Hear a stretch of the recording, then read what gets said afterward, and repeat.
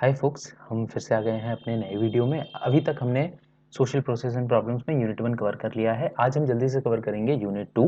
तो जल्दी से चलते हैं अपने सिलेबस पे।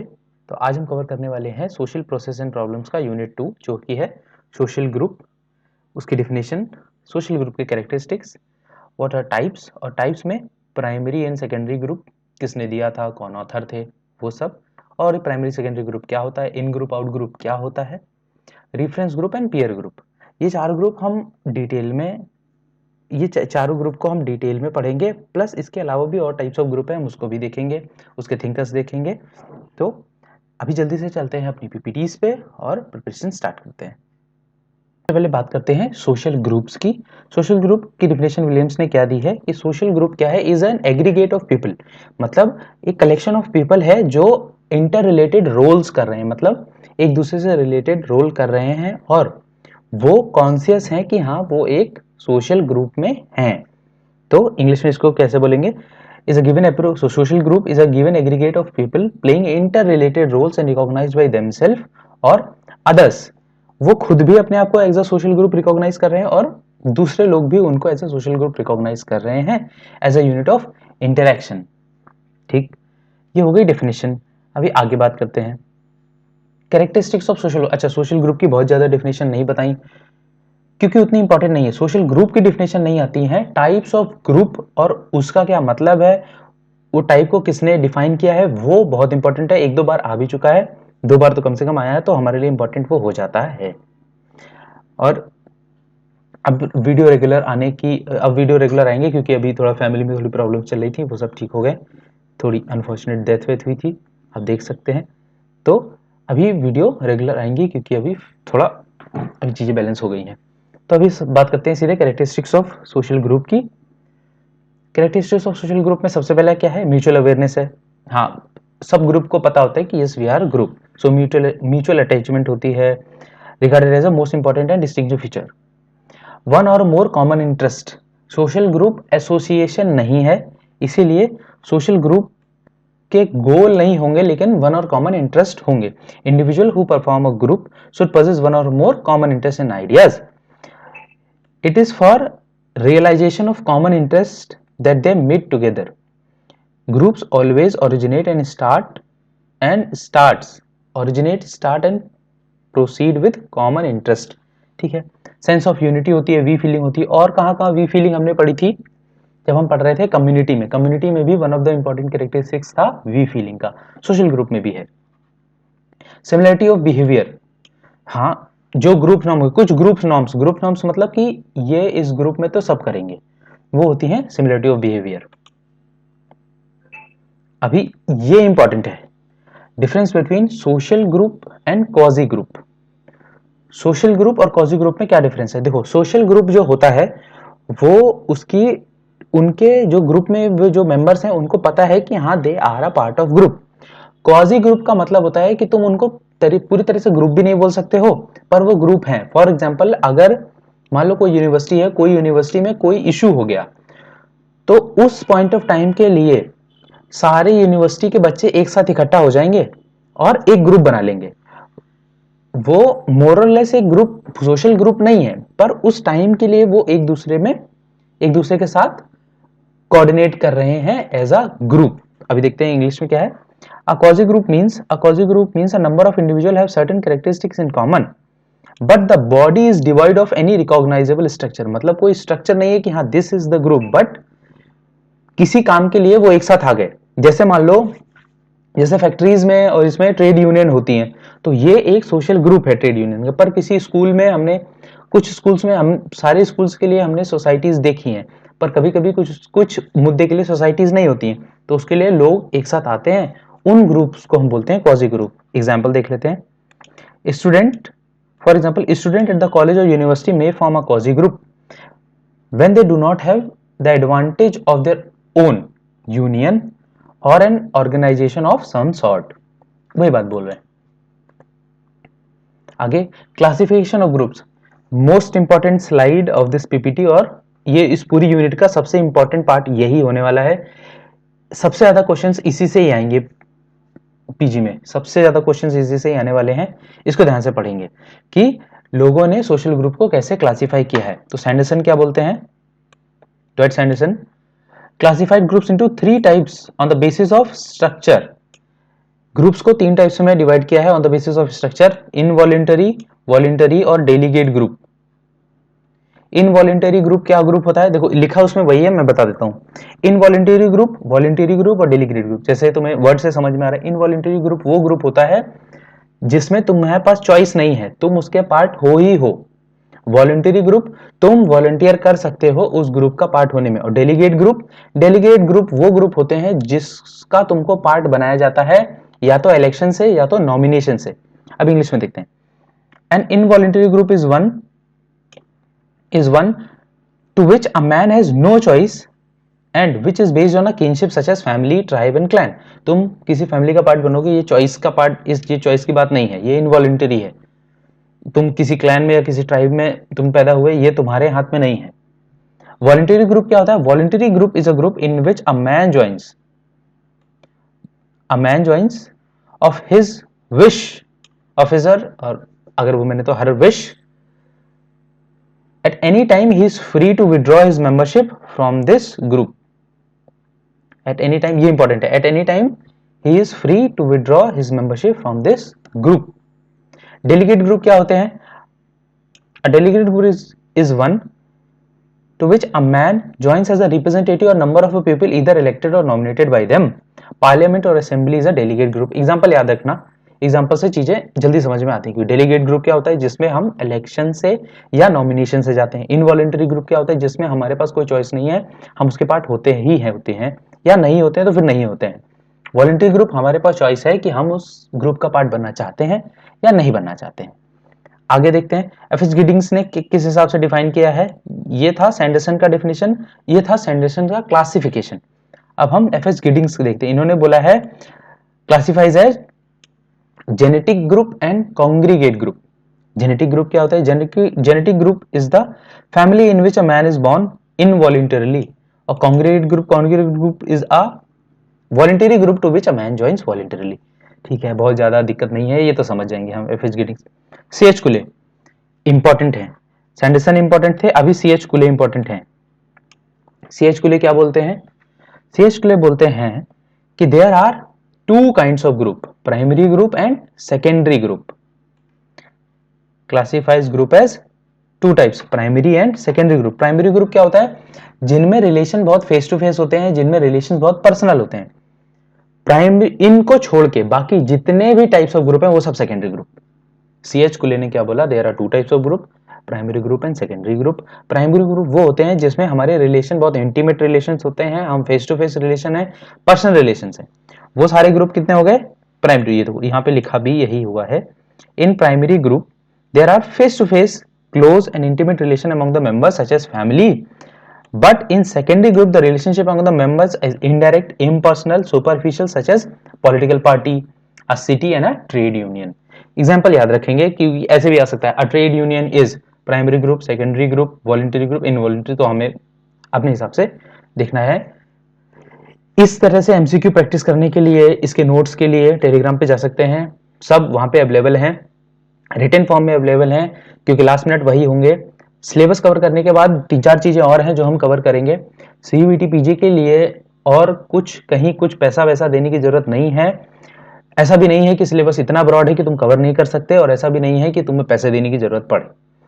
सब कुछ फ्री में अवेलेबल है। इग्नू के नोट्स, ये जितना भी पीपीटी के कंपाइलेशन और जो नोट्स हैं, ये नितिन सांगवान इग्नू के बीए लेवल और मास्टर्स लेवल के सारे नोट्स, और एक बुक आती है ट्रूमेंस की, वो इन तीनों को कंबाइन करके प्लस और जाते हैं इंटरनेट रिसोर्सेज हैं, कुछ विकिपीडिया के पार्ट हैं। जैसे अभी हम जब सोशल प्रॉब्लम्स तो अभी हम पढ़ रहे हैं, जब हम 6th यूनिट पढ़ेंगे, टेक्नोलॉजी वाली चीजें पढ़ेंगे, तो उसके लिए हमको इंटरनेट की जरूरत पड़ेगी। वो सब आपको यहीं पे मिल जाएगा, कहीं कुछ करने की जरूरत नहीं है। आपको बस एक चीज करने की जरूरत है, वो है पीवाईक्यूज को प्रैक्टिस करना।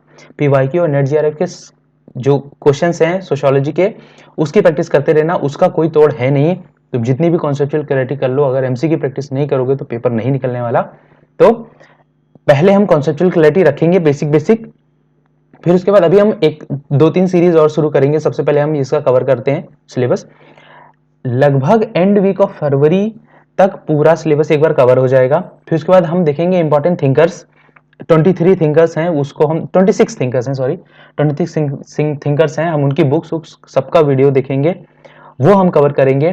फिर उसके बाद हम कुछ इंपॉर्टेंट डेफिनेशंस देखेंगे, कल्चर की कुछ इंपॉर्टेंट डेफिनेशंस देखेंगे और कुछ फील्ड वर्क देखेंगे जो हर बार पूछे ही जाते हैं कि इनका फील्ड वर्क कहाँ था, इनका फील्ड वर्क कहाँ था, वो सब हम कवर करेंगे।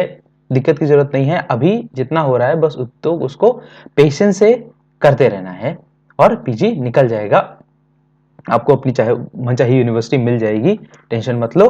अभी हम बात करते हैं पितृम सोरोकिन पे। सीएच कुले का हो गया, सीएच कुले ने कैसे डिफाइन किया primary group and secondary group. अभी हम जाते हैं पितृम सोरोकिन पे। ये सोरोकिन, ये अमेरिकन सोशियोलॉजिस्ट हैं, इन्होंने कैसे डिवाइड किया है vertical group and horizontal group, social group as vertical group and horizontal group. ये क्या बोलते हैं, a vertical group includes persons of different strata or status, but the horizontal group include the person of same status। मतलब ये है vertical, ये है horizontal. Horizontal group मतलब सब सिमिलर लोग एक हॉरिजॉन्टल ग्रुप में, वर्टिकल ग्रुप मतलब सबके अलग अलग स्टेटा। एग्जांपल देखते हैं, जल्दी से समझ में आएगा। जैसे नेशन, एक नेशन क्या है, for instance is a vertical group, क्योंकि एक नेशन में अमीर भी होंगे, गरीब भी होंगे, बहुत गरीब भी होंगे, मिडिल क्लास भी होंगे, सब होंगे और पुअर क्लास भी होंगे। पर जो एक हॉरिजॉन्टल ग्रुप होगा उसमें सेम क्लास ऑफ पीपल आएंगे। तो नेशन क्या हो गया, nation is a vertical group और एक क्लास हो गई हॉरिजॉन्टल ग्रुप। ऐसे ही हम समझेंगे पितृम सोरोकिन के क्लासिफिकेशन को। आगे देखते हैं जॉर्ज हसन, उतना इंपॉर्टेंट नहीं है पर एक बार पढ़ लेते हैं, क्योंकि जॉर्ज हसन एज अ नाम नहीं आएगा, पर इनके जो डिफिनेशन, जो इनके जो क्लासिफिकेशन है वो इंपॉर्टेंट है। जैसे इन्होंने बोला है there are 4 types on the basis of relation to other group. There are 4 types of group in relation to other group, जो कि हैं unsocial, pseudo social, anti social and pro social group. बहुत ध्यान से समझेंगे। अच्छा, अगर वो फोटो की वजह से कुछ टेक्स्ट कट जा रहा हो तो दिक्कत की बात नहीं है, नोट्स में सब कुछ है, अभी यहाँ समझ लेंगे। वहां पे वैसे फोटो नहीं रहेगी, तो वो पीडीएफ फॉर्म में और इजी क्लिप्स में है, वो हम वहां पे जाके एक बार फिर से रिवाइज करेंगे तो हमको अच्छे से समझ में आ जाएगा। अभी समझते हैं अनसोशल ग्रुप क्या होता है। अनसोशल ग्रुप वो ग्रुप होता है जिनको सोशलाइज नहीं करना है। जैसे मान लो एक अनसोशल ग्रुप है, एक बहुत बड़ा सोशल ग्रुप है। सोशल ग्रुप एक बहुत बड़ा है, सोशल ग्रुप के ही तो क्लासिफिकेशन हम देख रहे हैं। तो मान लो एक बहुत बड़ा सोशल ग्रुप है, उसमें एक छोटा सा ग्रुप है अनसोशल ग्रुप। अनसोशल ग्रुप बाकी बड़े ग्रुप से सोशलाइज नहीं होना चाहता, लेकिन उसको बाकी से दिक्कत भी नहीं है। जैसे जैसे मान लो कोई इंसान है, वो क्लास जा रहा है और एक बाकी बहुत सारे लोग हैं वो क्लास जा रहे हैं, उनका एक ग्रुप बना है, तो इसको सोशलाइज नहीं होना है पर इसको दिक्कत भी नहीं है बाकी लोग जब सोशलाइज हो रहे हैं, तो ये ग्रुप हो गया unsocial group. Pseudo social group क्या होता है, सूडो सोशल ग्रुप वो होता है जो टाइम टू टाइम सोशलाइज होता है, जब उसकी जरूरत होती है तब वो सोशलाइज होगा। ये ग्रुप की बात हो रही है, एक इंडिविजुअल की बात नहीं हो रही। तो जब उस ग्रुप को जब जरूरत होगी तो वो सोशलाइज होगा किसी बड़े सोशल ग्रुप से, और जब जरूरत खत्म हो जाएगी तो वो फिर से अनसोशलाइज हो जाएगा। इनको बोलते हैं pseudo social group. Anti social group क्या होते हैं, एंटी सोशल ग्रुप वो होते हैं जिनको सोशलाइज भी नहीं होना है बड़े ग्रुप, मतलब उनको मर्जी या सोशलाइज नहीं होना है बड़े ग्रुप से और उनको दिक्कत भी है बड़े सोशल ग्रुप से, तो वो हो गया एंटी। और प्रो सोशल ग्रुप जिनको बहुत ज्यादा ही सोशलाइज होना है, तो वो प्रो सोशल ग्रुप हो गए। अभी इसमें एक कंफ्यूजन होता है अनसोशल और एंटी सोशल ग्रुप में। अनसोशल ग्रुप भी सोशलाइज नहीं होना चाहता बड़े ग्रुप से, एंटी सोशल ग्रुप भी नहीं सोशलाइज होता है सोशल ग्रुप से, पर दोनों में डिफरेंस क्या है। अनसोशल ग्रुप को कोई दिक्कत नहीं है अगर बड़ा वाला सोशल ग्रुप सोशलाइज हो रहा है, तो वो अपने आप को साइड लाइन कर लेंगे। पर एंटी सोशल ग्रुप में उनको दिक्कत है, एंटी सोशल ग्रुप को दिक्कत है जब बड़ा सोशल ग्रुप सोशलाइज हो रहा है। तो यही डिफरेंस है अनसोशल और एंटी सोशल में। अब एक बार एंटी सोशल के देख लेते हैं। An anti social group is one which largely lives into itself or for itself and does not participate in larger society of which it is a part. It does not mix up with other group and remains aloof from them. W.G. सुमनर, ये हो गया हसीन का classification. सुमनर, C.H. कुले and W.G. सुमनर। अच्छा सुमनर, एक minute, आपको ये टेक्स्ट कट रहा होगा, अब ठीक है। W.G. सुमनर ये भी मोस्ट इंपॉर्टेंट है। C.H. कुले, सुमनर और हसीन के क्लासिफिकेशन इंपॉर्टेंट है, पितिम सोरोकिन का नाम इंपॉर्टेंट है, हाँ इतने ही इंपॉर्टेंट है। और सैंडरसन के वॉलंटरी, इनवॉलंटरी और डेलीगेट ग्रुप, ये भी इंपॉर्टेंट है। इनके क्लासिफिकेशन बहुत इंपॉर्टेंट है, मैं फिर से बोल रहा हूं, आते हैं और आएंगे भी। इन्होंने क्या बोला, in group and out group. W G Sumner divides social group into in group and out group. जिस ग्रुप का एक इंडिविजुअल पार्ट है वो हो गया उसका इन ग्रुप, बाकी जितने भी ग्रुप हैं वो सारे हो गए आउट ग्रुप। जैसे देखो, a group in which the individual identifies himself as in group such as family, tribe and occupation, वो हो गया इन ग्रुप। बाकी जितने भी ग्रुप हैं जिसमें वो बिलोंग नहीं करता, वो जितने भी ग्रुप हैं वो सारे हो गए आउट ग्रुप। अभी हम इन्हीं peer group, in group, out group, reference group को और अच्छे से समझेंगे। In group and out group, अभी हमने समझा in group and out group क्या होता है। In group and out group American sociologist W G Sumner, William Graham Sumner का कॉन्सेप्ट है, बहुत इंपॉर्टेंट है, एक बार तो आ ही रहा है, नेट जीआरएफ में भी बहुत बार आया। In group and out group is a concept given by W G Sumner. और एक चीज और इंपॉर्टेंट है, वो है इनकी बुक।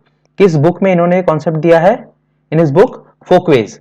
अभी हम बुक्स का भी एक पूरा जब थिंकर्स कवर करेंगे तो उसमें हर एक थिंकर, हर एक की बुक सब एक साथ होगा, पर अभी जितना इस समय याद हो पा रहा है याद कर लो, फायदा ही करेगा। इन ग्रुप एंड आउट ग्रुप अभी हमने समझा क्या होता है। जिसमें इन ग्रुप अपने आप को पार्ट मानता है वो हो गया इन ग्रुप, और जिसमें इंडिविजुअल पार्ट नहीं है वो सारे ग्रुप हो गए आउट ग्रुप। प्राइमरी ग्रुप हमने अच्छे से समझा, प्राइमरी ग्रुप क्या है। प्राइमरी ग्रुप किसमें दिया गया था? सीएच कुले ने किसमें दिया? सीएच कुले ने अपनी किताब सोशल ऑर्गेनाइजेशन में इस कॉन्सेप्ट को दिया था, primary group and secondary group. और एक इंपॉर्टेंट बात और है, सीएच कुले ने सेकेंडरी ग्रुप के बारे में कुछ नहीं बोला था, उन्होंने प्राइमरी सेकेंडरी क्लासिफिकेशन दिया, प्राइमरी को ही डिफाइन किया, सेकेंडरी को डिफाइन नहीं किया। फिर उनको किसने डिफाइन किया? किंसले डेविस, ऑगबॉर्न और मैकाइवर, इन्होंने फिर आगे सेकेंडरी ग्रुप के कॉन्सेप्ट को पॉपुलराइज किया। और जो एक फ्रेज है, जो कीवर्ड है सीएच कुले ने यूज किया था, वो क्या था? Nursery of human culture, nursery of human nature.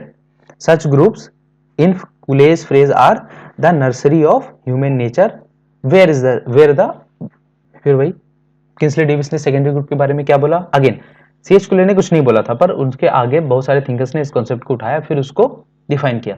किंसले Davis ने क्या बोला? A secondary group can be रफली defined as opposite of everything already said about the primary group.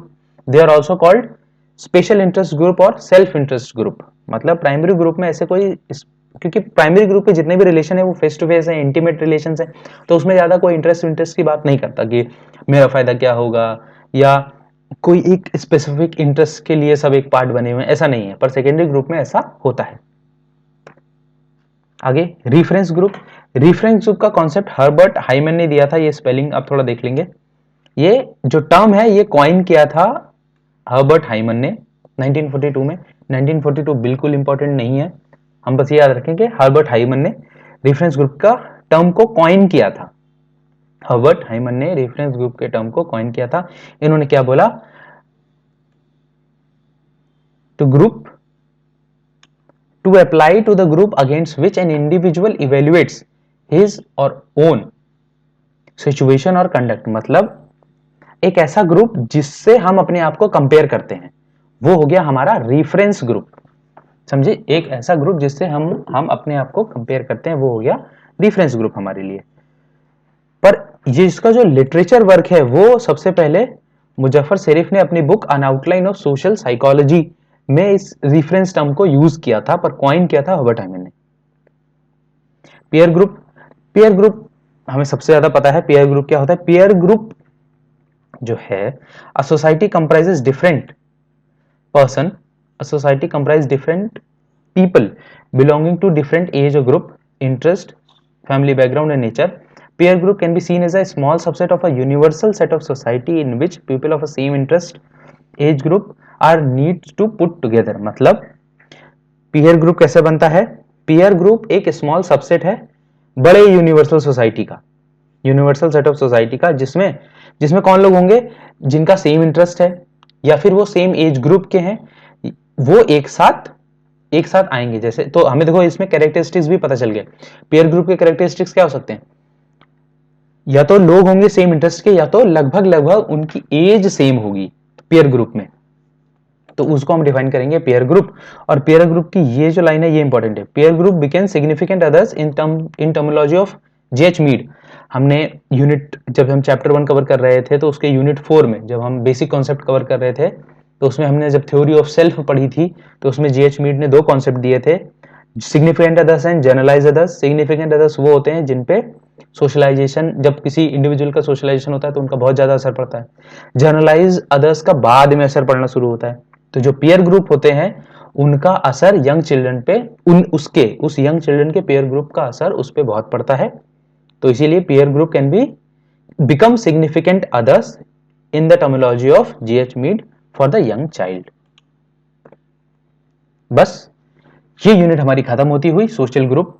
अभी हमने देखा इसमें क्या क्या इंपॉर्टेंट था, इसका क्लासिफिकेशन बहुत इंपॉर्टेंट था, किसने वो क्लासिफिकेशन किया वो बहुत इंपॉर्टेंट था, कुछ बुक्स भी हमने देखी वो भी इंपॉर्टेंट थी। अभी इसके एमसीक्यू को प्रैक्टिस करने के लिए, इसके नोट्स को देखने के लिए तुरंत टेलीग्राम ज्वाइन कर ले जाके।